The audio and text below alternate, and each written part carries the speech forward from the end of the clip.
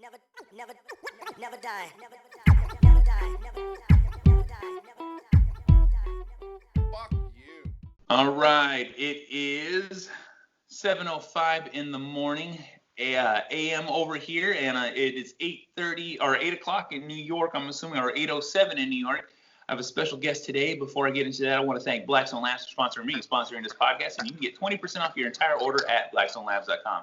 That is 20% off your entire order. Look, you're trying to get jacked, you're trying to get shredded, you're trying to put on muscle, you're trying to lean out. Whatever it is you're trying to achieve in the gym that you want to get your body to the level that you want to reach, the expectations that you want. Look, the thing is sometimes you need assistance. And when you need that assistance, Blackstone Labs can help you. And you can get 20% off your entire order at blackstonelabs.com. Just use promo code B2the4thpower at checkout, and that is 20% off your entire order, blackstonelabs.com. Also to C&H Concrete, serving the San Francisco Bay Area. That is C&H Concrete. You look, no job too big, no job too small, commercial, residential, it does not matter. C&H Concrete can help you. Patios, walkways, driveways, foundations, sidewalks, it does not matter. They do stamps, they do patterns, whatever it is that you want that involves concrete, they can take care of you. So that is C&H Concrete. All their information in my notes, in the bottom. Check them the fuck out. Just mention the Angry Dad and get a free estimate. And now here is my special guest. And this is something I've been wanting to talk to.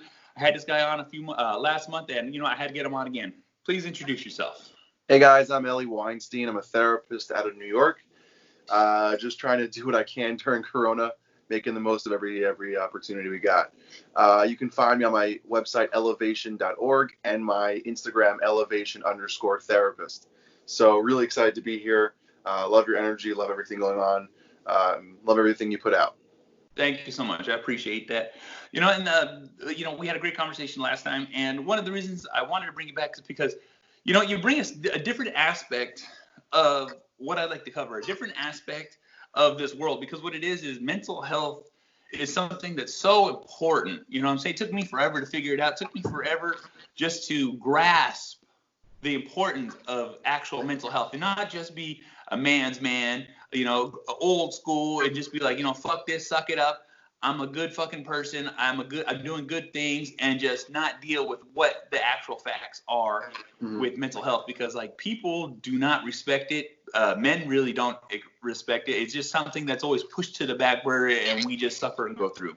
Mm-hmm. And one of the things I wanted to talk to you about, one of the things I want to bring up is, and especially in this time of need, the coronavirus, social distancing, being away from each other, being in the same room with the same person, your significant other, your wife, your husband, your kids, I'm saying? Sometimes that little no separation can really put a stress on things. Mm-hmm. And, it's something I wanted to talk to you about, and, what are your thoughts? And like I said, everyone's in such confined spaces at the moment. Yeah. It's a great point. I think that with no natural breaks in our schedule and no separation, and we're with each other 24/7, 7 days a week, it's kind of like this intensity of things that we're not used to, because we're used to having breaks with our school or with work or with things that we normally do. And I think right now, one of the biggest things is knowing that you need to take time for yourself and take a break. So if you're noticing that you're getting angsty or nervous or stressed out and all these things, to realize hey, I need to take a step back.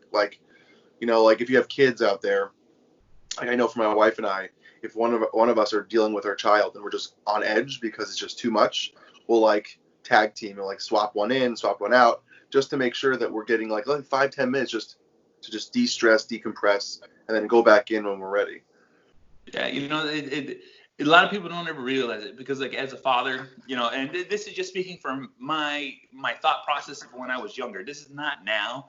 This is not the current me, but this is the old me. And sometimes, like I said, the old me will rear its head, but it's a lot of time is I'm going to let my wife, I'm going to let the mom, you guys, this is your job. This is what you do. I take care of the physical stuff. You take care of these kids. You know what I'm saying? Yeah. And the thing is that the kids isn't physical the majority of the time. It's always mental, because, kids require so much stimulus. You know what I'm saying? They require so much attention. They require that you actually be in the mindset of, I'm right here, listen to what I'm saying, watch what I'm doing, and then having corrective action or just positive reinforcement or whatever it is that's required of children at their moment in time in their life. And the thing is, when you coop kids up for too long, oh my God, You know what I'm saying? They're wigging out, they're flipping out. What do we do? They want to pick fights, they want to start fights, they want to ask questions. There's so many different aspects that children will point right at you, and it's so difficult because, like I said, to break mindsets and break the old school thoughts of mom takes care of the house and the kids, dad take care of the bills and anything physical that requires like in yard work or building or taking anything that's more of a physical aspect. But the thing is it's letting people know, it's like, how do you really figure out what to tell them to understand that they need to step in and do that part of their life?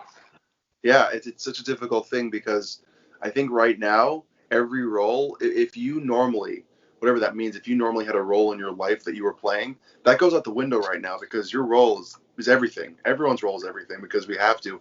You're now teachers. You're now, gym people for your, like my wife and I are working out and we're like helping each other together. But normally we would go to a gym and do that. Like we're like that's weird because like I'm not my wife's trainer. She's not my trainer.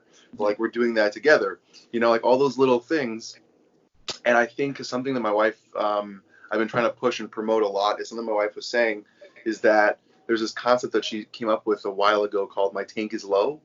That, normally when your tank is full, when your car is running on full gas, it's able to run beautifully, smoothly. It sounds great. The engines are running and it's like this gorgeous, beautiful sound. But when your tank runs low, your car doesn't function and it shuts down.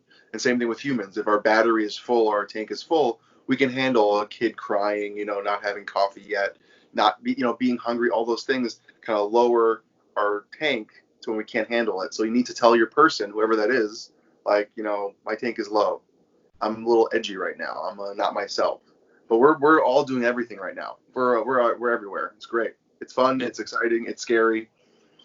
Oh yeah, no, it's so up in the air too. And then, like I said, I'm in California, and in the county we just got to send it to the 17th for May, and people are already starting to freak out again. People are already having this panic buy attack again, and it's just so weird. I'm saying I work in retail. I'm a cashier, and like I see these things going on. I just a lot of times I don't understand the thought process of most people. And there's something else I wanted to talk to you about is like when people get triggered to panic, it's so weird that like all of a sudden I need to do this, but then they're not thinking of the important things. You know what I'm saying? Like I understand spending money, I understand buying supplies and all this stuff, but like the common decency for everybody is just it's so Out the window. Yeah, what Out the I'm window. saying? It is, and I just wanted you to touch bases. I was like, it's how do people keep calm? How do people like take in information? Because the media right now at this moment is destroying the aspect of everyone's thought process. Yeah, it's a great point. First of all, you're so lucky you're in California because like the weather and just like the views and like it's so much nicer than being stuck in like disgusting rainy New York. So lucky you. But and I see you barbecuing and having all those awesome things and eating all the amazing meat. And I'm like, oh my goodness, if only I had a backyard with it. No, but with your point, I think there's a lot of things that come with our base instincts as humans is survival. So when we're put on edge or we're put in this like fear-centered mindset, we kind of get kicked into this gear of like, go, go, go. And you don't think logically. It's like basically in a weird sense, your brain gets hijacked by the amygdala, by the part that's your fear center. It kind of hijacks your entire brain and like shuts off your logic. It's survival. We needed it for years when we've lived so long on this earth. We needed it to survive. But now we're in a society we don't need to do that. We don't need to be hijacked by our fear center and go, totally back in the day, old school me versus everyone else. But our brain is doing that because it's just the way we're made. It's our base primitive thought process as a brain. So it's really interesting to see that happening, but really scary how people are really just like, it's all me, and I'm going to fight you for the last piece of toilet paper, even though I already have 30, things. Yeah. It's just, like I said, it's so insane, what I'm saying? And, and when I talk about common sense, I talk about common sense roped in with common decency. And when you see it lost, you know what I'm saying? Like in general purpose, common decency is pretty much was always out the door, at least from my aspect of the end of what I see. And when I mean common decency, just people's bubbles, people's personal space. And when you're in a confined space for most places, it's just consumed. Someone will stand almost right on top of you and not bat an eye. But at this moment in time, we're supposed to be 6 feet away. We're supposed to show this social distancing, and people are still not wanting to show that bubble. We have to remind them. We have to tell them. We have to be like, look, please remain 6 feet away. You know, and it's like, people don't care, and it's like, do you not understand that this is supposed to help prevent what's going on? And nobody wants to accept it. No one wants to enjoy it. And it's like I said, just like you said, you get the people are so ran by the fear that the blinders are on and they can't hear or see anybody else or care anybody else. But it's just like so weird that the rules go out the door as soon as we start panicking. It's so true. And over the weekend I was sitting on my patio and just having some tea and just reading whatever, and I saw like a group of people like across from my apartment. There's like this little park or whatever it is, and people were having a full on 15 people were having a barbecue with each other, just right here. And I was thinking to myself, I said, I get that need to be with your family and friends. I don't know who's living in your apartment. I don't know who's with you, so I can't judge or be a hater. But if you're all coming together this random, are you not listening? But people don't care. People don't care. People are either think it's not true or it's not. Well, I'm not sick and I'm okay and I'm fine and all those rules. It's basically a way that our brain is telling us you need to rationalize what you're doing because it's not okay, but you're going to rationalize it to the best of your ability. Yeah. No, like I said, it's just even you work in retail. You said, right? How many people probably don't? I'm sure you guys put tape or whatever to show. We have tape. We have windows, we have all these different things to protect us. No one cares. Yeah, no one cares. I have to constantly say, there's signs everywhere too, so it's like, there's no excuse to not hear it. There's somebody walking around with a bullhorn saying, please stay 6 feet away. That, what I'm saying, we have all these deterrents, but yet people still want to be right next to me. People still want to be right in my face. People still want to be like, hey, and I'm like, please stand back. And it just, you would think these are the things I wouldn't have to say or speak or understand. We would just get it. But like I said, it's just those blinders are on and nobody cares. And like I said, people are rationalizing things so differently now. Mm-hmm. And it's just like, when this ends, how far does this continue? How much social distancing do we keep? And can people mentally handle this? I was talking to my wife about that.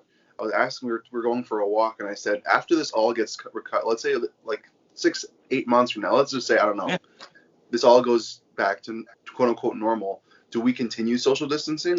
Are we now going to be afraid for our lives forever? Are we going to now change the way we interact? Are we going to not go to school? Are we not going to have these things? How is this going to change our future with how we interact with humans? Or is there going to be a limit on how long, how many people we're allowed to have at a party? I don't know, it's just a thought. Yeah, it is. It like I said, it's just so crazy to, with this all this stuff going on, and it's like, man, what do we do, And like I said, it's just sometimes people don't have access to help. Sometimes people don't have access to talk to people like yourself, to receive this help and treatment. And on my podcast, I always preach, if you think you need help, then you need to reach out. And a lot of times, people don't know how to reach out, and it's something I just always reiterate. It's so easily accessible. People like you are so easily accessible, especially in day and age of social media, where a DM can take you as far as you need to go. Yeah. And now every clinic, by the way, just for anyone listening, every clinic across America is doing telehealth. That means you can literally sit in your home in your underwear or nothing, and have freaking therapy with a therapist with your phone.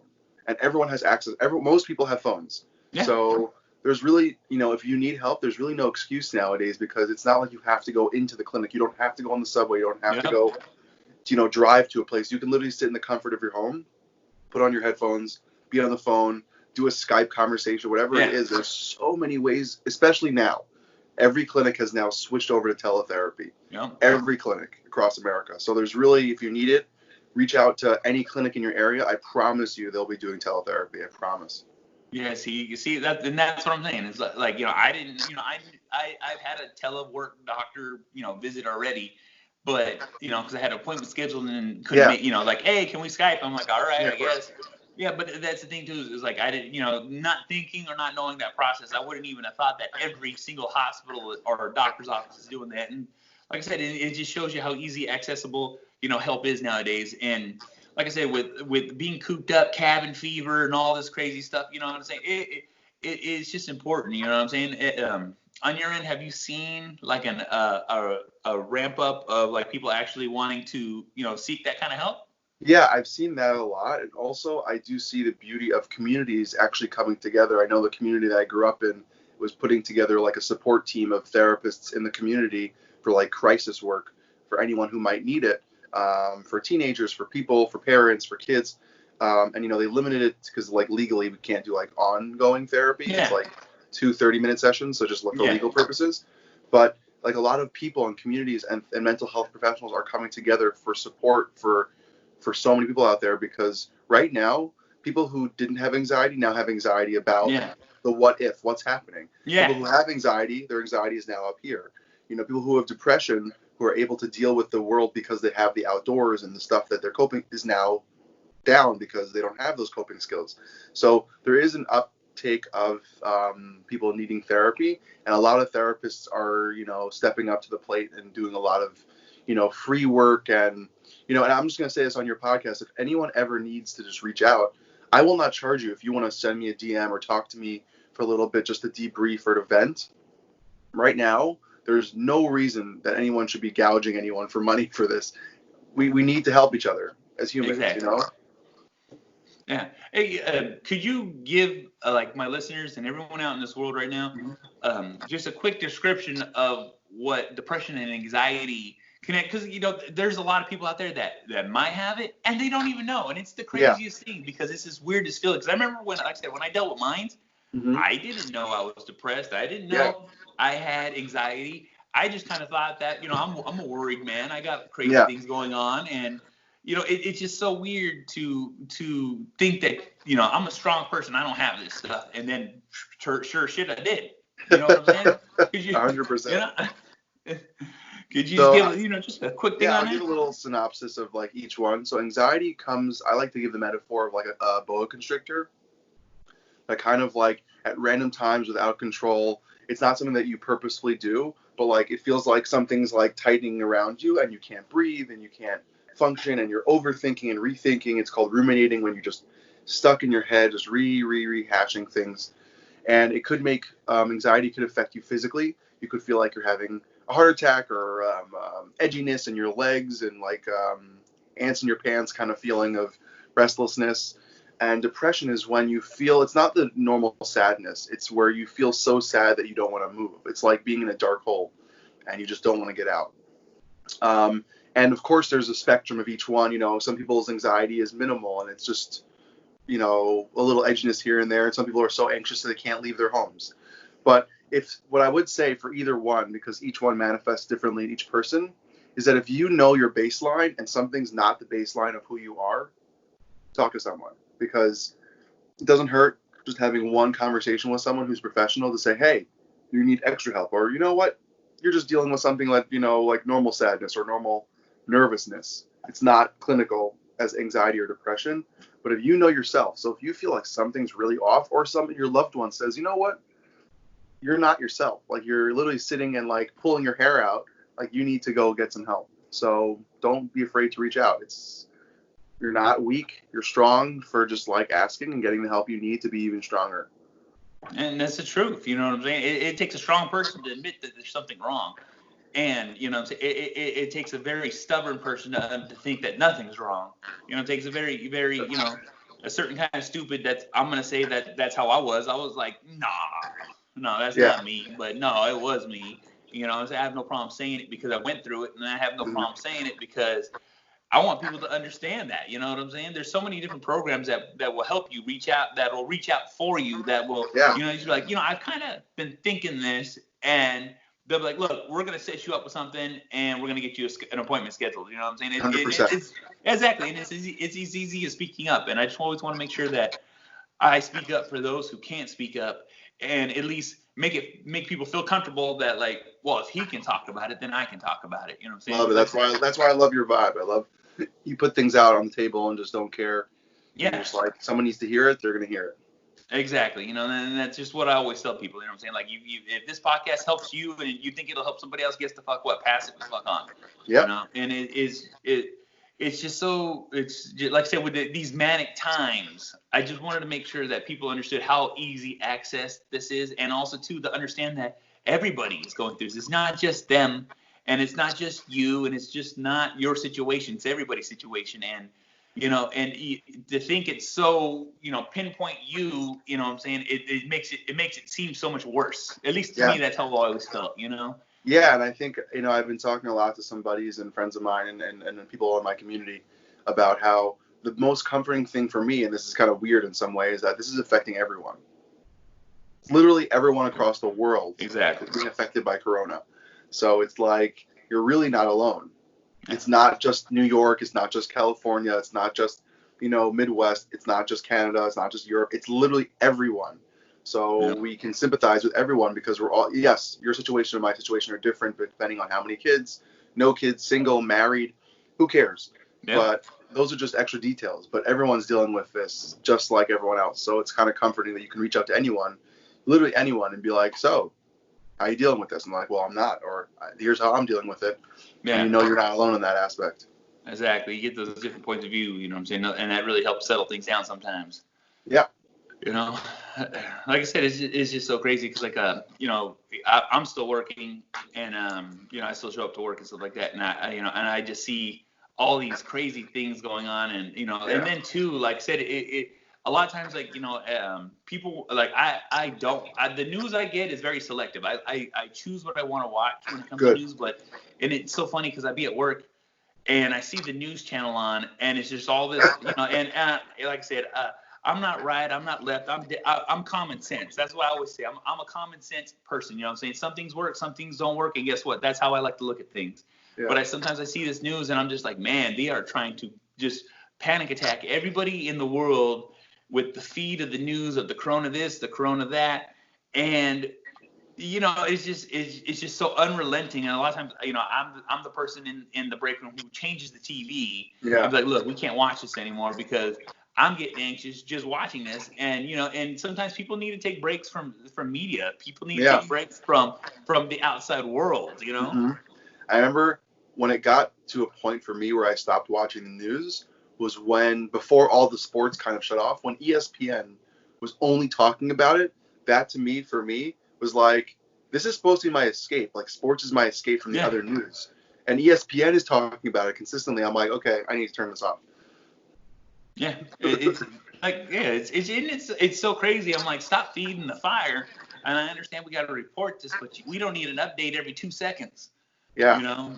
And I think also there was this video going around that was really funny. I think it was spreading like wildfire. It was a very, like a woman was getting on like pretend microphones and reporting. She's like, if no one knows about Corona, let me tell you the rules. And basically, like, as a joke, went through all the rules, but everything contradicts each other depending on who was saying it. It was so funny, but so true, because one person's saying, wear a mask, and the other person says, well, mask doesn't really help.